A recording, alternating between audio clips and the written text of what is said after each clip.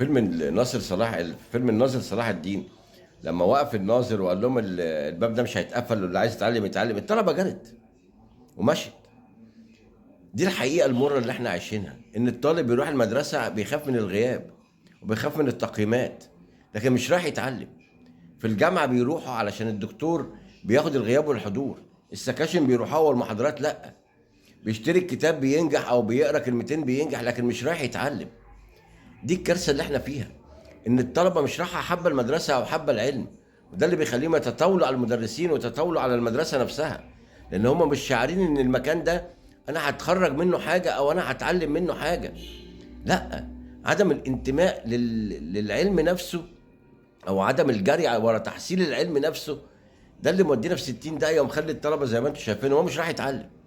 هو راح يضيع وقت بدل ما يشتغل صنايعي، اهو بيروح المدرسه عشان يبقى طالب وعشان ياخد المصروف من بابا، لكن عشان يتعلم مش في دماغه.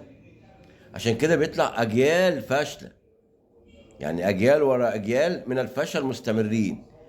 هو معاه يعني زي ما بيقولوا كده جاهل بشهاده، لكن لا يفقه شيء في التعليم. يا ريت يبقى في نظام تاني للتعليم يحبب الطلبه في التعليم، علشان يروحوا يبقى هم عايزين يستفيدوا ويتعلموا، مش رايحين تأدية واجب. انك تروح المدرسه ده مش تأدية واجب، انت رايح تحصل علم. لكن للاسف لا بقى في تربيه في البيت ولا بقى في علم في المدارس، وده اللي ودانا في داهيه.